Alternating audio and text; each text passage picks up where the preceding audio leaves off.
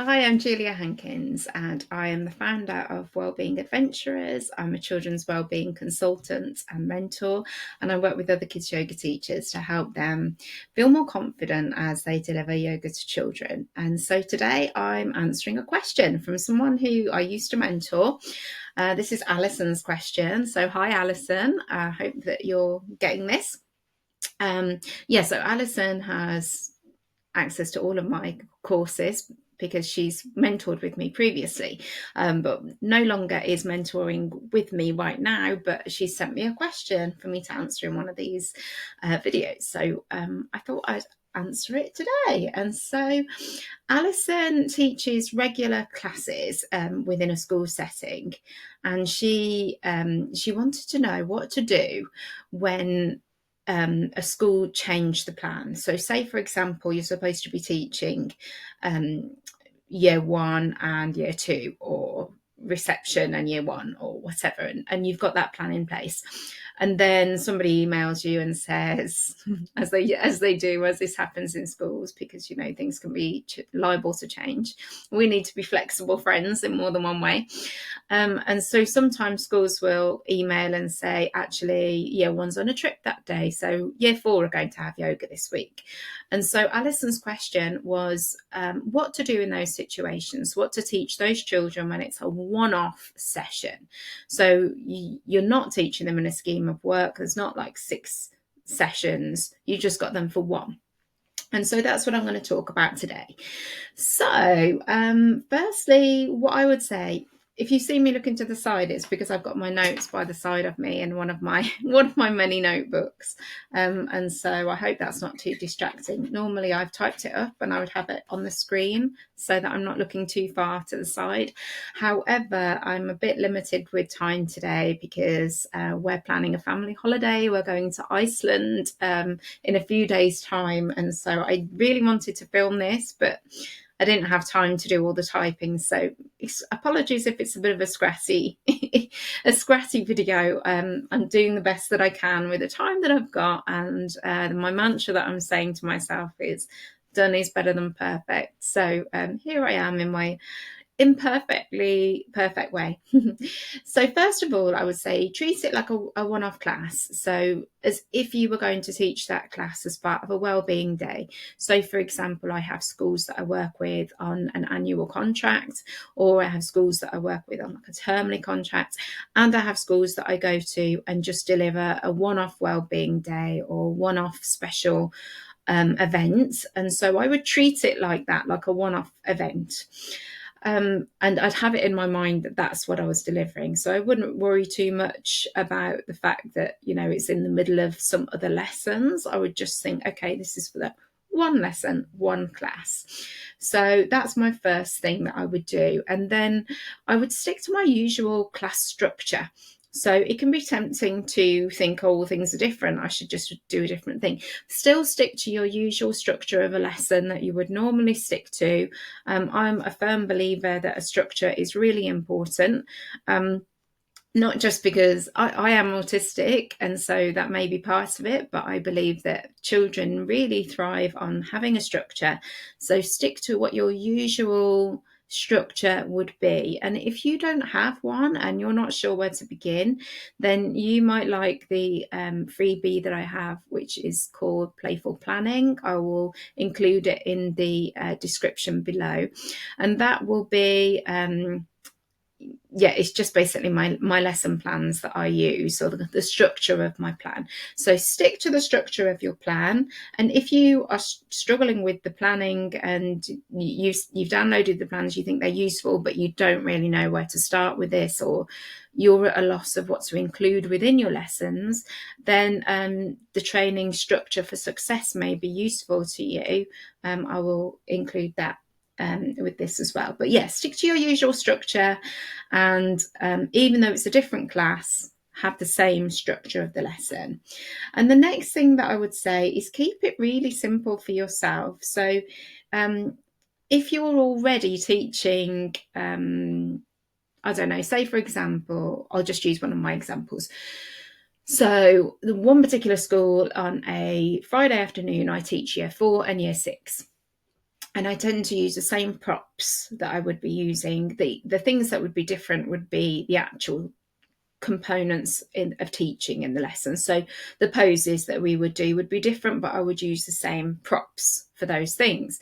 Now, if somebody said, oh, okay, actually we're switching them out, and you're not going to have year 4 and year 6, you're going to have year 1 and year 6, I would still keep the same props for that class. So keep it as simple as you can, keep the same props that you would have been using before, so that you're not making more work for yourself. Don't, start from scratch and do a completely different lesson plan. Stick to the main, keep the props the same so you're not lugging about too much stuff. So keep it as simple as you can and see if you can adapt the plan that you've already got, that you would already be using for that year group. And so the next thing I would say is consider what the class already know from you and try and weave it in and build on it. So taking my example before, if I had a year 4 and 6, for example, and they were switching out year 4 and giving me year 1, I would look back at what I've done with that class before and think, what do they already know? Have I worked with this class before? If yes, what have they done before? And so I would have a quick skim back through my planning and see, oh yeah, they already know these particular things. This is what I've done with them before. And so I would weave in what they already know, so that, you can't just start from scratch. It doesn't make any sense to start from scratch. Start from what the children already know and have that as your starting point. And then another thing that I would say is make your plan as appropriate as you can to the year group that you've got. But you may want to extend the learning, but without actually incorporating any of the new learning that you want to do with them. So in my example, say for example, I had year 1 and year 6. The year 1 class were just having a one-off class, and then next term I would be teaching that year group anyway. I don't want to be teaching them the content that I'm going to be teaching them next, if that makes sense. So I might want to be building on what they already know, but without adding in too much new stuff, because I want to hold that back for when I'm properly working with them in a series of classes. And so there are some ways that you can extend the learning without teaching the content that you're going to be teaching in future. And so you could do this by having poses that they already know and extending these in some way. So you could say, for example, they already know tree. And you could extend that by playing some games in tree, or getting them to do some movements within tree, making the pose more mobile. Or you could get them to work in a group or in a partner, play a game with it, or use a different prop with it. So taking something that you've used before with them and adapting it and changing it so that it's different and it feels different and it's extending on what they already know, but without adding in something that is really new, if that makes sense. Okay, I'm going to click back because I think I had something else. Oh yeah, so another thing that is a bit of a tip here is always keep a note of plans that you've used when you've worked with a school or with a class. So this is really useful. There are some schools that I've only ever worked for like their sports week, for example. But there's a particular school that I've worked for the past 4 years, just one day a year. Just one day a year. And I've done some sports days for them. Now, I would be in real trouble if I hadn't kept a log of what I taught them, because I would be thinking, a year passes in between, so the children would probably forget some stuff. But if I was repeating the same lesson every single time, then they're going to notice that. They're going to see that. Obviously, what I teach is different depending on the year group anyway, so it wouldn't be exactly the same, but they would pick up on it. So when I've worked with a year group or class, I always make a note on my plan of like, this was for this particular school, on this particular date, this was the year group, so I can figure it out. Oh, okay, that class I've worked with before.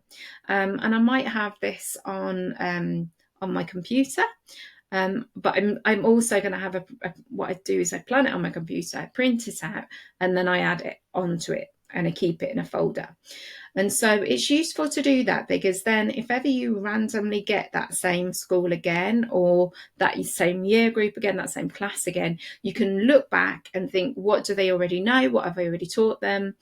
And it's just this kind of magic and science of like weaving in something that's new and attaching it to something that they do already know. In the Captivate with Cards training, I do an awful lot of talking about this kind of like building on knowledge and this spiral curriculum and building blocks, and there's quite a lot more into that. So if you're really interested in learning how to build on, to make your lessons more sustainable, so you're not like running out of ideas, and so children are building piece by piece, learning and improving, and they've got a route way through their learning, then I think Captivate with Cards is going to be a really useful resource for you, because that's the training and also the resources to use all of my cards and everything in there in a route way through what you teach. So yeah, I think that's all. Another thing that I would say is having a little backup sample plan in your folder, in your bag, might be useful. So if you have a just in case Key Stage 1 plan and a just in case Key Stage 2 plan, that's quite simple, that you can keep in your bag, just in case you're meant to be teaching a particular year group and then you end up with a different one.